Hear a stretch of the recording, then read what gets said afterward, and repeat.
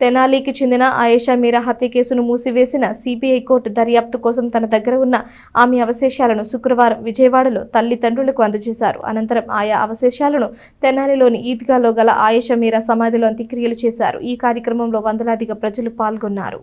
తెనాలికి చెందిన ఆయేషా మీరా ఇబ్రహీంపట్నంలోని హాస్టల్లో దారుణ హత్యకు గురైన విషయం తెలిసిందే. రాష్ట్రంలో తీవ్ర సంచలనం కలిగించి రకరకాలుగా సాగిన ఈ కేసులో విచారణ 18 ఏళ్ల పాటు కొనసాగింది. హత్య కేసు దర్యాప్తులో భాగంగా సిబిఐ అధికారులు రెండవసారి 2019లో పోస్టుమార్టం చేశారు. పట్టణ చెంచుపేటలోని ఈద్గా సమీపంలోని కబ్రిస్తాన్లోని ఆయేషా మృతదేహాన్ని వెలికితీసి కేసు దర్యాప్తుకు అవసరమవుతాయని భావించిన కింది దవడ ఎముక, ఉరోస్తి, మోచేతి పై ఎముక, పుర్ర ఎముకలను సేకరించి సీల్డ్ కవర్లు బాక్సులు సేకరించి పరీక్షల నిమిత్తం హైదరాబాద్లోని సెంట్రల్ ఫోరెన్సిక్ సైన్స్ ల్యాబొరేటరీకి తరలించారు. వైద్యుల అభిప్రాయం తీసుకున్న అనంతరం ఆ అవశేషాలను సిబిఐ కోర్టు ముందుంచారు. అనంతరం ఈ నెల 20న ఆయేషా మీరా కేసును మూసివేస్తూ న్యాయమూర్తి ఆదేశాలు జారీ చేశారు. మృతురాలి తల్లిదండ్రులను కోర్టుకు హాజరు కావాలని సిబిఐ దర్యాప్తు అధికారి ఆదేశించారు. ఆ ప్రకారం విజయవాడలోని సిబిఐ కోర్టుకు వెళ్లిన ఆయేషా మీరా తల్లిదండ్రులు సంషద్ బేగం, ఇక్బాల్ బాషాలకు వారి కుమార్తె అవశేషాలను అప్పగించారు. కోర్టు ఆదేశాల మేరకు సిబిఐ అధికారులు బృందం భారీ భద్రత నడుమ తెనాలికి తరలించారు.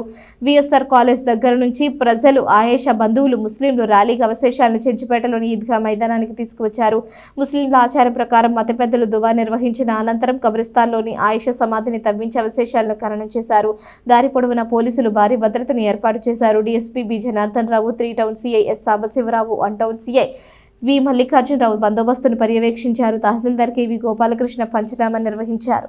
ఆయేషా అవశేషాలను ఖననం చేసిన అనంతరం ఆమె తండ్రి ఇక్బాల్ బాషా విలేకరులతో మాట్లాడారు. ఆయేషా కేసు ముగిసిందని చెబుతున్నారని, తల్లిదండ్రులైన తాము బ్రతికి ఉన్నంత వరకు కేసు ముగియదన్నారు. ఆయేషాకు సిబిఐ సిట్ అధికారులు అన్యాయం చేశారని ఆరోపించారు. కేసులో ఆధారాలు లేవంటున్నారని, దర్యాప్తు చేసిన అధికారులే ఆధారాలన్నారు. హైకోర్టు సిట్టింగ్ జడ్జితో జ్యుడిషియల్ ఎంక్వైరీ వేయించాలని డిమాండ్ చేశారు. త్వరలో సీఎం చంద్రబాబు నాయుడు కలుస్తామని ఆయన ఇచ్చిన హామీ మేరకు తమకు న్యాయం చేయాలన్నారు. నిందితులకు శిక్ష పడినప్పుడే ఆయేషా మీరా ఆత్మకు శాంతి కలుగుతుందని స్పష్టం చేశారు. 18 సంవత్సరాల నా పోరాటానికి ఇప్పటిదాకా న్యాయం జరగలేదు సార్. మీడియా అన్నిట్లోనూ ఆయేషా మీరా కేసు ముగిసిపోయింది అన్నారు. కేసు ఎప్పుడు ముగుస్తుంది సార్? న్యాయం జరిగినప్పుడు ముగుస్తుంది. న్యాయం చేయకుండా అన్యాయం చేసింది సిబిఐ వాళ్ళు, న్యాయం చేయకుండా అన్యాయం చేసింది సిట్ వాళ్ళు, న్యాయం చేయకుండా ఉన్న వాస్తవాల్ని తొక్కిపట్టి పూర్తిగా సమసిపోయేటట్లు చేశారు ఆనాడు ఇన్వెస్టిగేషన్ చేసిన పోలీస్ ఆఫీసర్లు. కాబట్టి న్యాయం జరిగేంత వరకు ఆయేషా మీరా కేసు నిలిచి ఉంటుంది. న్యాయం జరగాలి. ఈ న్యాయం మైనారిటీలకు కావాలి. మైనారిటీలందరూ కూడా ఏదో ఓటు హక్కు కోసం పని చేయట్లేదు సార్. మా బిడ్డలకి న్యాయం జరగాలి, మా పిల్లలకి, ఆడపిల్లలకి చక్కటి న్యాయం జరగాలనే ఉద్దేశంతోనే నేను సమాజంలో ఏ ఆడపిల్లకి ఇలాంటి పరిస్థితి జరగకూడదు. నా బిడ్డని ఎవ్వరూ తెచ్చివ్వలేరు. భగవంతుడు కూడా మళ్ళీ నా బిడ్డను నాకు ఇస్తాడో లేదో తెలియదు, ఏ రూపంలో ఇస్తాడో తెలియదు. అయితే ఇంకో పాపకి ఇలాంటి అన్యాయం జరగకూడదనే నా భార్య నేను 18 సంవత్సరాలుగా పోరాడుతున్నాం సార్. అది కాబట్టి ఇవాళ ఈ సిబిఐ వాళ్ళు ఆధారాలు లేవని చెప్పారు సార్. ఆధారాలు ఎందుకు లేవు? ఆధారాలు అన్నీ ఉన్నాయి. ఆధారాలు ఇవాళ మనుషులు ఎవరైతే నా పాప కేసు నీరు కార్చారో వాళ్ళు, ఎవరైతే నా పాపని హాస్టల్లో ఉంచుకున్నారో ఆ హాస్టల్ వార్డెన్ ఫ్యామిలీ, అలాగే ఎవరైతే నా పాపతో పాటు ఉన్నారో ఆ పిల్లలు, వీళ్ళే సాక్షి నిందితులు, వీళ్ళే ఆధారాలు. వీళ్ళని ఇంట్రాగేట్ చేయాలి. ఇంట్రాగేట్ మామూలుగా చేయకూడదు సార్. చంద్రబాబు నాయుడిని తీసుకెళ్ళి పెట్టి రిమాండ్కి పంపించారు కదా సార్. న్యాయం ఎవరికైనా న్యాయమే, రిమాండ్ పెట్టాలి, ఎవరికైనా పెట్టాల్సిందే. అయితే ఎలా ఇప్పుడు ఈ సందర్భంగా మా మైనారిటీలందరి సాక్షిగా, వీళ్ళందరి సమిష్టిగా నేను ఒకటే మాట చెప్తున్నాను. చంద్రబాబు నాయుడు గారు, ఆ రోజు మీరు ప్రతిపక్షంలో ఉన్నప్పుడు నాకు నా బిడ్డకి న్యాయం చేస్తానని నా ధర్మపత్ని చేతిలో చెయ్యేసి చెప్పారు సార్. ఇవాళ మీకు అవకాశం ఉంది. అప్పుడు మీరు అధికారంలో వచ్చినప్పుడు సిట్ వేశాడు. అయితే ఆ సిట్ కూడా చేతులు ఎత్తేసింది. ఇవాళ మళ్ళీ మీరు అధికారంలో భగవంతుడి దయ వల్ల వచ్చారు. అయితే మైనారిటీకి న్యాయం చేయండి. ఎలా చేస్తారు సార్? ఆయేషా మీరా కేసుకి న్యాయం చేయండి. కాబట్టి హైకోర్టు రిటైర్డ్ జడ్జి చేత జ్యుడిషియల్ ఎంక్వైరీ పెట్టించండి.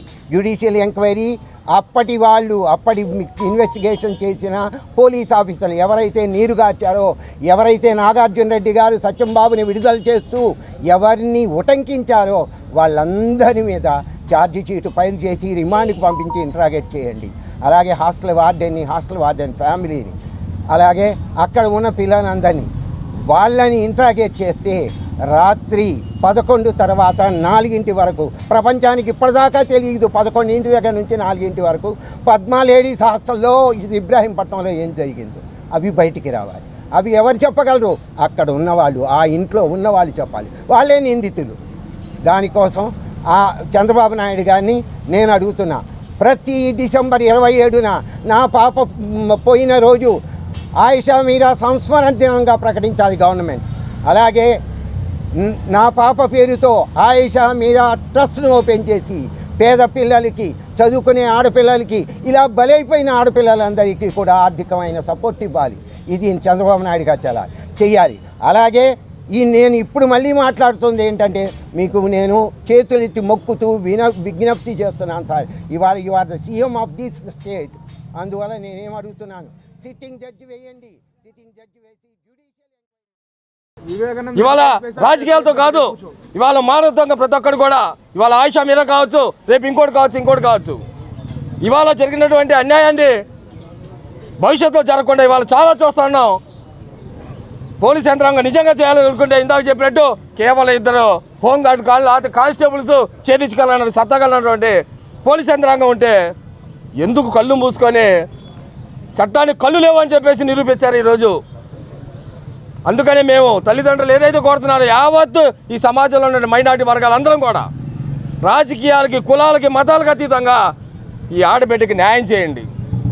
లేదా ఈ రాజ్యాంగాన్ని, చట్టాన్ని, న్యాయస్థానాన్ని పూర్తిగా ఏదైతే కేసు మూసేశారో, భారతదేశంలో ఎట్టైనా అన్యాయం జరిగితే, పేదోడికి అన్యాయం జరిగితే, బలహీన వర్గాలకు అన్యాయం జరిగితే, అన్యాయం కానీ మిగిలిపోయి తప్పితే ఈ భారతదేశంలో రాజ్యాంగంలో కానీ, చట్టాల్లో కానీ, న్యాయస్థానాల్లో కానీ ఇక న్యాయం జరగదని నిరూపించండి. లేకపోతే ఇవాళ మీరు చేసిన, ఇవాళ సుప్రీంకోర్టు ద్వారా, సిబిఐ ద్వారా మీరు ఈ కేసు ఆధారాలు దొరకలేదంటే, మూసేసామంటే ఇవాళ సమాజం మీద ఉన్న నమ్మకం, 140 కోట్ల ప్రజానీకం యొక్క నమ్మకం, రాజ్యాంగం పట్ల మీద ఉన్న నమ్మకం, న్యాయస్థానాలపై ఉన్న నమ్మకం, చట్టాలపై ఉన్న నమ్మకం. ఇంత భయంకరంగా అమ్మాయిలను చంపుతుంటే వాళ్ళు ఎక్కడ ఉన్నారు?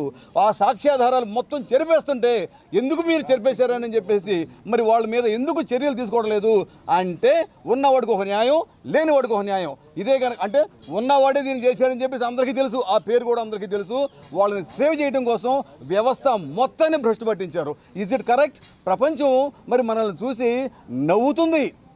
అమ్మాయిలకి అరే అక్కడ రక్షణ లేదు అని చెప్పేసి మీరు తగు జాగ్రత్తలు తీసుకోవాలని చెప్పేసి అమ్మాయిలకి అని వాళ్ళు చెప్పి మరి పంపిస్తున్నారు. మన మణిపూర్లో ఏం జరిగింది? ఇదే జరిగింది. అమ్మాయిలకి అస్సలు మరి రక్షణ లేకుండా పోతుంది.